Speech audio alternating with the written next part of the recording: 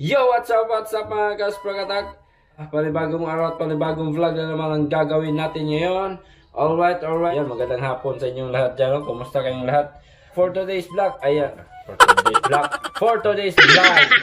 ayan, meron na naman tayong gagawin. Kasi mga kasprakatak, merong tumawag at yun nga, katatawag lang niya sa atin, no?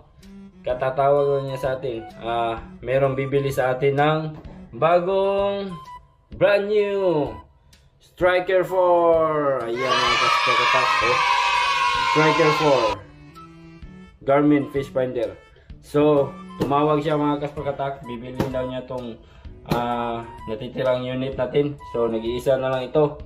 Then meron pa tayo paparating na unit. So antayin na lang natin yon. At saka baka meron ibibili nun. Alright, so katatawag niya lang sa taga yata yun, taga Capiz. Kung inintay ko lang mag-send siya sa akin ng complete address niya para mapadala ko agad ito. So naisipan kong i-vlog ko na lang para meron din akong upload. So yun mga kasprakatak, no, yung mga wala pang ganito, wala pang fish finder. So kailangan nyo, malaking halaga ito.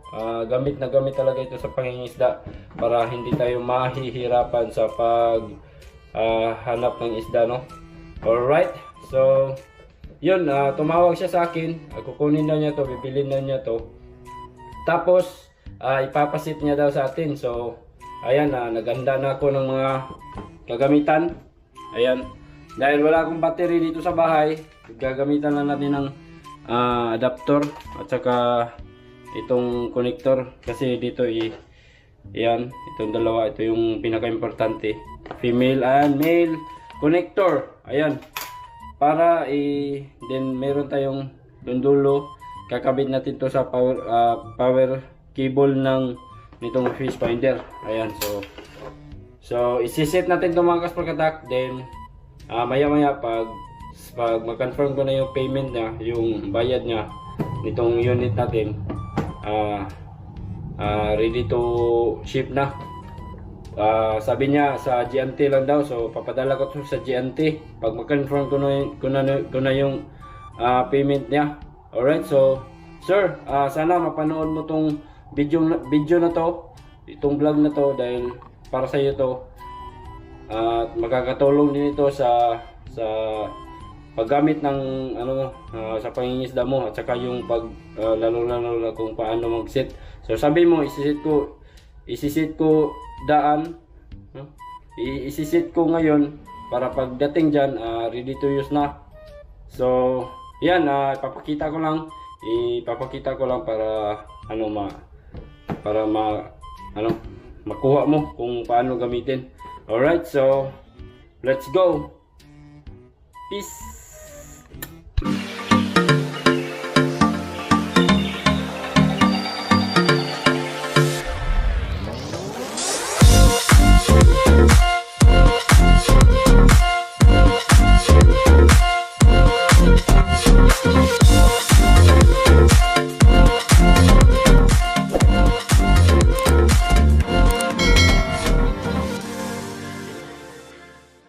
So yan mga kasprakatak, yan, nakahanda na itong power adapter natin. Ito, isasaksak natin dun sa outlet. Saka ito yung male adapter nya, at ito yung female adapter. Alright, then kukunin natin yung mga mahiwagang laman ng fish finder na to, ng box na to. Ayan, so kung nakikita nyo mga kasprakatak, dahil ipapaset ng bibili, kaya i-vlog ko na rin para mayroong makapanood nito. Sana i-share nyo mga kasprakatak. Ayan, ito yung laman nya, transducer. And then unboxing na lang, mag-unbox na lang tayo. Ito yung monitor mga kasprakatak, na-vlog ko na to dati, so i-vlog ko na rin ulit para matingnan, para masundan nyo talaga. Alright, yan yung monitor, at saka ito yung manual owner's manual, then mga accessories, ayan, operator's manual, installation manual. Ito yung power cable adapter, power cable. Ayan, so ito yung paris, ito mga kasprakatak. Ayan, ito yung gagamitin. And then meron din siyang ito yung pinaka-stand niya para dito ikakabit yung itong monitor, fish finder. Alright, so let's start mga kasprakatak. So yun mga kasprakatak, pasensya na, dito lang tayo sa kusina kasi malapit lang dito yung outlet ko. Ayan, dito na rin tayo para mas makapag set tayo ng maayos. Alright, so let's start.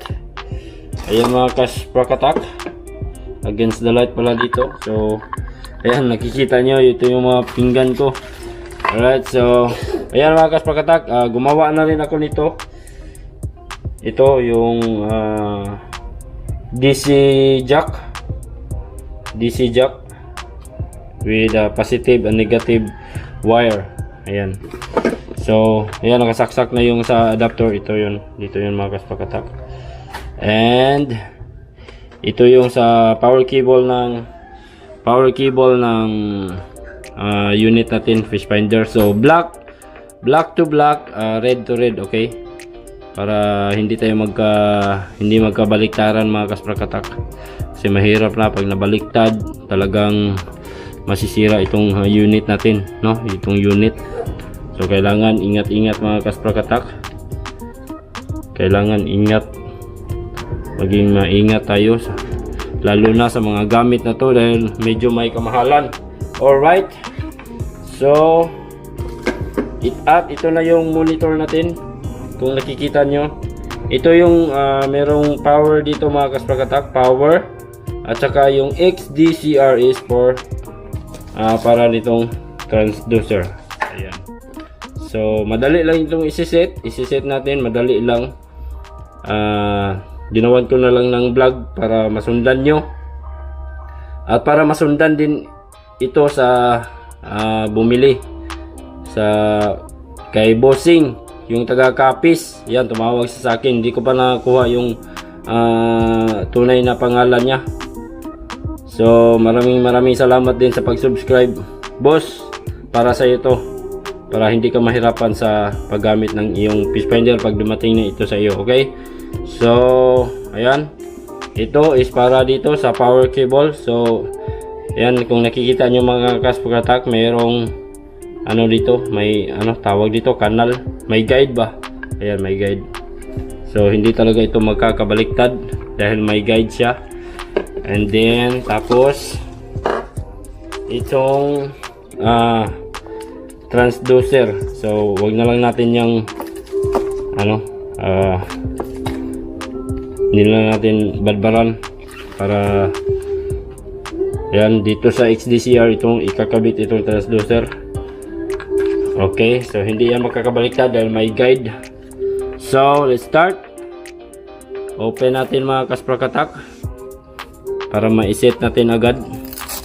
So sana i-like at nyo ito yung video na to, i-share para makakatulong din ito sa iba. Alright, so ayan mga kasprakatak, nakita nyo itong camera ko at ako nagbibideo. Ayan, okay, naka-reflect, so hindi pa nag-on. So ayan, power button on. Okay, gumana siya mga kasprakatak. Ayan, yan, gumana na siya, no? So kita pa rin tayo. Oops, medyo sulaw, nakakasilaw. Paano ba ito kunin? So hinaan lang siguro natin yung ayan, ilapit ko na lang. So ito yung unang lalabas mga kasprakatak pag bukas natin ng unit, no? So ayan, pindutin lang natin itong mga kasprakatak, itong check. Pag punta tayo sa English, ayan, pindutin natin itong check. Ayan, so ito na yung lalabas agad. So, store demonstration. Kailangan wag na nating i-store ang demonstration. So, off na lang natin yan mga kasprakatak dahil hindi na yan kailangan. Okay, so sana maintindihan din yan, no? Idahan-dahan ko lang pagsasalita. Alright, so hindi ko na ikakat, hindi ko na i-edit to, diretso na to para makuha nyo talaga. Okay, so off na lang yan ha.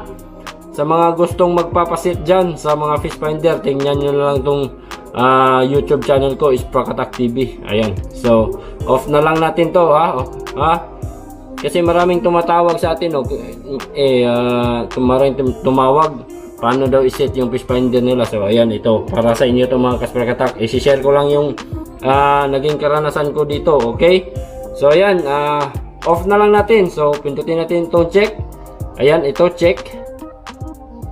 So, ito na din ang lalabas. Ayan. So, dito tayo magsiset mga kasprakatak. So, ang unang gagawin natin dito is punta tayo sa System Unit. Ayan. Kung nakikita nyo, ang yung System Unit niya is Statute. Ayan. So, hindi natin makikita mga kasprakatak kasi meron pang plastic. So, wag natin kunin to dahil bago to. Para sa yung customer na lang natin bahala kumuha nito. Okay, so statue, gawin natin yung custom. So yan, naka-highlight na yung system unit. So check na lang tayo ito, check. Ayan, and then ito yung lalabas. So punta tayo sa custom. Dahil ang settings natin yung masusunod, hindi yung settings ng company or ng Garmin. Okay, so punta tayo sa custom, then check. Ayan, check. Then ayan, kung anong gusto nyong gagamitin mga kasprakatak, kung gusto nyong gumamit ng feet, ayan, ito lang yung cursor up and down. So kung gusto nyong gumamit ng feet or phantom, so dito lang yung isi-set. Then ito, check natin para ma-set natin. Then punta tayo sa phantoms. Ayan, phantoms. Alright, naka-phantoms na siya. Then punta tayo sa distance. Depende sa inyo kung anong yung gagamitin nyo, miles ba or kilometers. So punta tayo sa miles. Miles na lang, no? Miles na lang kasi ito yung ginagamit namin. Ito yung ginamit namin dito sa amin. Okay? Miles, nag-miles kami. Miles or kilometers, depende sa inyo. So miles na lang para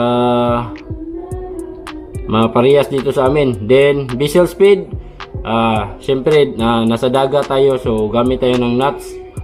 Ito yung sukat, no? Sukat ng takbo ng ating bangka. Ayan, dito natin masusukat. Ayan. So elevation, okay lang yan. So lockdown na tayo. So punta na tayo sa next. Alright, so time format is naka 12 hour na, okay na yan. Time zone, okay na yan. Daylight saving time, auto, okay na yan. Position format, okay na yan. Then next na tayo. Alright, so shallow water alarm, so no na lang, check na lang natin. Ayan, so ayan mga kasprakatak, okay na. Ayan, okay na. So pagpunta natin dyan sa traditional, ito na yung magiging resulta niya. And then, pagkatapos mga kasprakatak, ayan, kunin ko lang itong plastic. Ayan, pagkatapos natin mag-set, kailangan nating hipuin. Ganun ang paghipo, oh. Ayan. Ito yung paghipo mga kasprakatak, ayan. Mararamdaman natin may pitik-pitik, kumbaga may pulso. So, ibig sabihin mga kasprakatak, working na yung transducer natin. So, nagiging compatible na sila. So, nagtatrabaho na siya, itong transducer, ito. Ito kasi yung nagdidetect ng mga isda, mga kumbaga, kung may makikita siya sa ilalim ng dagat, halimbawa bahura or yung dip niya, yung lalim, ayan, i-detect niya yan. So, i-display niya dito sa monitor. Alright, so klaro ba yung explanation ko mga kasprakatak? Alright, so ayan. And then pag set natin dito sa traditional, punta lang tayo sa menu. Itong tatlong guhit. Ayan, so sana masundan nyo mga kasprakatak para hindi kayo malito. And then punta tayo sa range. Ayan. Ang pag-set natin sa range, ganito lang. Okay? So, kung gagamit tayo ng auto, so ibig sabihin automatic yan mga kaspakatak. Halimbawa, nanggaling tayo sa mababaw pa na lugar, mababaw pa na area, habang papalayo ka sa shoreline, papalayo, papunta ka sa laot, automatic yang mag-iiba yung range niya. Intindi, mag-iiba yan hanggang sa, halimbawa ito, 0. Ito yung pinaka-range niya is 8 fathoms. So habang papalayo ka ng shoreline, papunta ka sa malayo, magiging ano yan, magdagdag yung numero dyan. Magiging malalim yan kasi naka-automatic siya. Pero kung tayo yung magsiset mga kaspakatak, kung settings natin yung gusto, kung yung ating gusto ba, alright, so intindihan nyo na lang ako kung magbisaya ako ng konti. Check lang natin yung, teka lang, nawala. Ayan, range. Check natin yung range. Then mag-manual na lang tayo. So kung gusto nating set natin agad sa, halimbawa punta tayo sa 40 fathoms dahil dun karamihan ito yung pinaka ano ng mga dito sa amin ha, ito yung pinaka fathoms na ginamit namin kasi ito yung talagang naabot ng lambat namin, no? So then karamihan sa mga isda, ito yung kung ito yung pinaka lalim na nag-stay yung isda ba, mula 30 pataas. Yan yung mga isda talaga na nag-stay.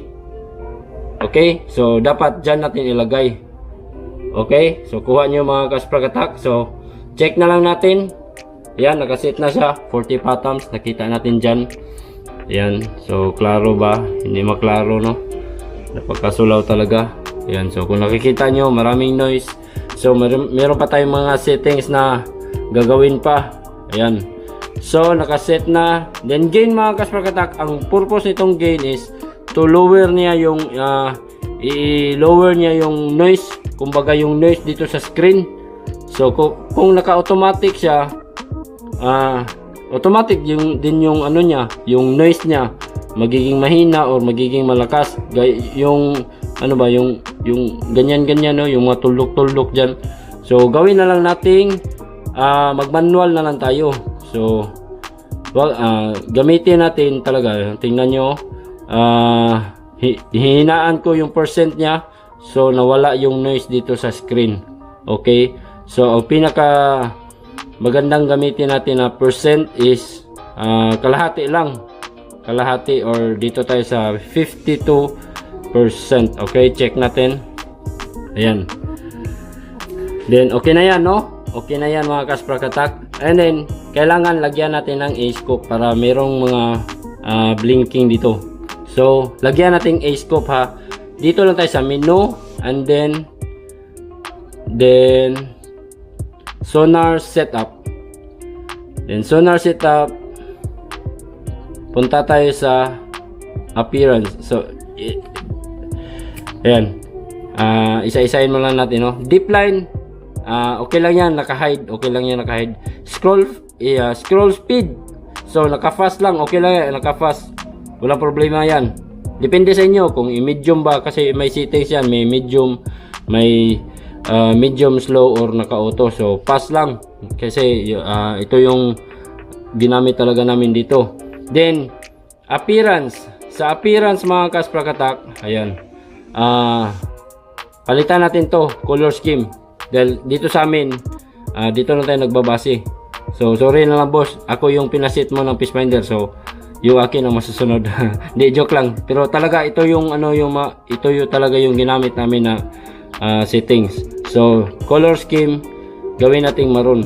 So yan, and then ayan, ito yung sinasabi ko sa inyo mga kaspakatak na A-scope. So check lang natin A-scope, i-on natin. So back na tayo. Ayan, ayan mga kaspakatak, no? So kung napapansin nyo, nagiging white na yung display nya kasi naka day naka daylight ano siya, daylight settings ba. So daylight yung backlight niya, background. So sa color mode natin mga kaspakatak, gawin natin night colors. Ayan, so nagiging night na siya. Ayan, kulay black na siya, kulay black na. Pero yung mga ano niyan mga kaspakatak, lalo na pag mayroon makikita nyo na yung mga bahura. Yan, may maroon dyan. Kung mga isda, kung malaking grupo na isda, yan, dito yan di-display. Alright, so check natin tong transducer. Ayan, may pitik-pitik na. Pag hinipo-hipo ko, ayan, magbiblink na dito. So ito yung trabaho ng A-scope mga kaspakatak. Kumbaga advance siya ba. Halimbawa, tumingin ka dito sa may tinginan ka, pag may isda na nakita yung transducer, magbiblink siya dito. Ayan, so talagang mapapansin mo, mapapalingon ka talaga sa sa monitor kasi may nagbiblink dito. Ayan, so kumbaga na-alarm ka ba. Ito yung purpose ng A-scope. Ayan, so kailangan gamitin natin yung A-scope.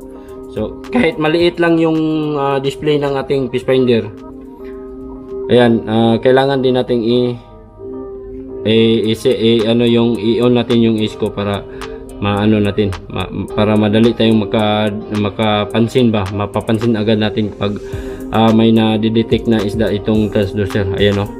So pag hinawakan ko yung transducer, ayan o, ayan, gumagana talaga siya. Ayan, so ibig sabihin mga kaspakatak, working tong transducer. At saka may pulso siya o, nagpipitik-pitik siya parang puso. Alright, so okay na to mga kaspakatak. Sir, sa copies, ayan, okay na itong fish finder, na set ko na, okay na to. Ito na yung then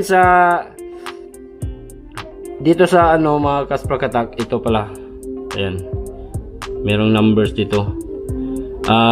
Chirp to 2000 kilohertz. So ibig sabihin naka high frequency siya. So gaya ng sinabi ko, ako yung pinasit mo boss.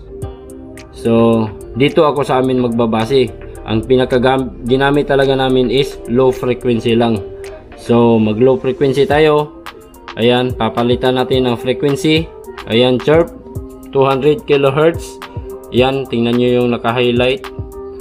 Check natin at papalitan natin ng 77 kilohertz. Low frequency lang tayo. Alright, so ayan, ayan na. Okay, okay na yan. Ayan, so kung napapansin nyo yung mga numbers dyan, ayan mga kaspakatak, meron dyang FA, ayan, hindi maklaro. Meron dyang FA, yan yung sa Fathoms.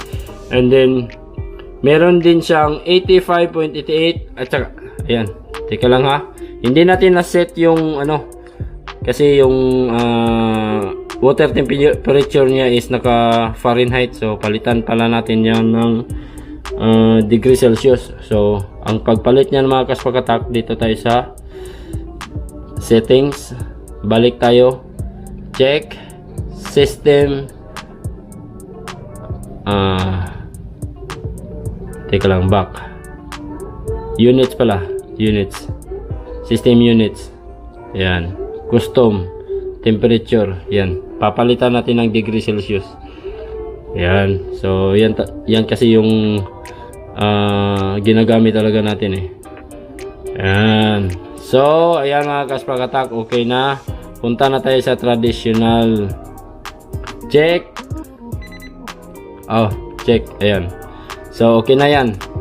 Ayan, nakita nyo, nag-iba na siya, naging degree Celsius na siya. At yan, nakikita nyo yung numbers, 12.6 volts. And then yung orasan niya.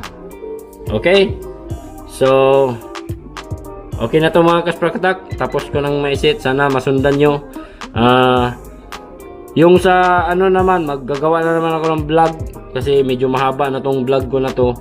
Sa next na lang, sa next video ko na lang yung tungkol dito sa mapa. Alright, dito sa waypoint sa GPS niya. Okay? That's all mga kasprakatak. Thank you, sir. From Capiz.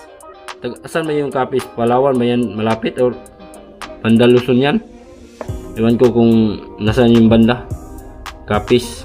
Malayo kasi dito sa amin yan. So, sir, sana matingnan mo yung vlog na to para guide mo na rin to, kasi guide mo na rin to sa paggamit mo ng fish finder.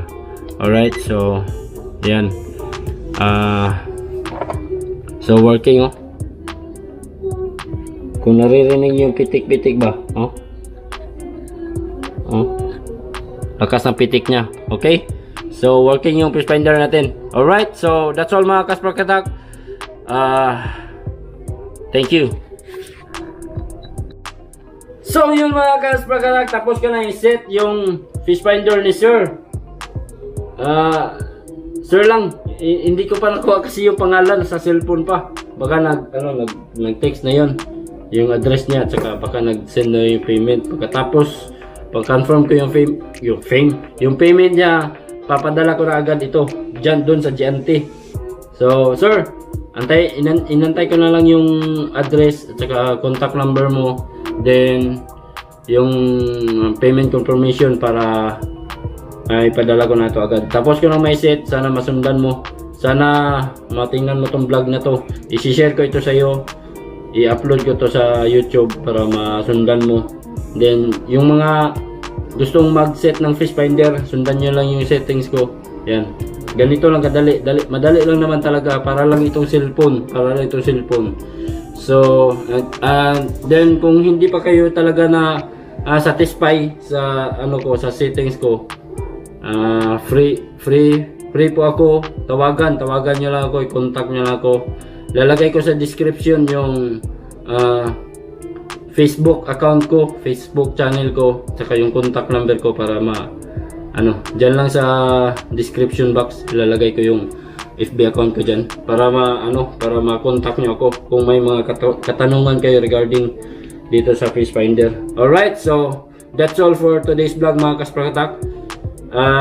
Kung bago ka pa lang napadpad sa channel na to, no, wag mong kalimutang mag-subscribe at paki-hit sa bell button para lagi kang updated sa mga bagong videos na i-upload natin. Yan, so yun mga kasprakatak, maraming salamat. So yung wala pang gamit na kumuha na kayo kasi dito sa amin napakalaking gamit nito. Ayan, lalo na ngayon na fish season na. Marami ng isda dito sa amin. Talaga dito sa katunayan nga, isang linggo na kaming nakakuha, walang paltos. Halos gabi-gabi kami nakakuha ng isda dito. Ito yung mga ginagamit namin. Very effective talaga. So tested talaga namin to. Dahil ito lang yung ginagamit ng mga bangka namin, itong Garmin Fish Finder. Yung dalawang fish carrier namin, gumagamit talaga nito, mga Garmin products, Garmin Fish Finders. So yan, kung nakikita nyo mga previous videos ko, maraming mga huli. Ito lang yung gamit namin. Alright, so that's all mga kasprakatak. Maraming salamat, and see you on my next video. Peace.